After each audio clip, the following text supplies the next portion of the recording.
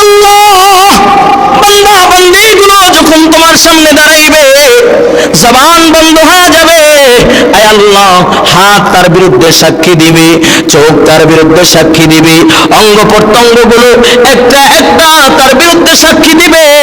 আয় আল্লাহ, উহুদ প্রান্তরে তুমি যে আমাকে শহীদ করবা, আয় আল্লাহ, যেন আমার হাত কাটা অবস্থায়, পা কাটা অবস্থায়, গর্দান কাটা অবস্থায় যেন আমি আল্লাহ তোমার সামনে দাঁড়াইতে পারি, যেন আমার হাত আমার বিরুদ্ধে সাক্ষী দিতে না পারে, আমার পা আমার বিরুদ্ধে সাক্ষী দিতে না পারে, আমার চোখ আমার বিরুদ্ধে সাক্ষী দিতে না পারে, আমার অঙ্গ প্রত্যঙ্গগুলো যেন আমার বিরুদ্ধে সাক্ষী না দিতে পারে।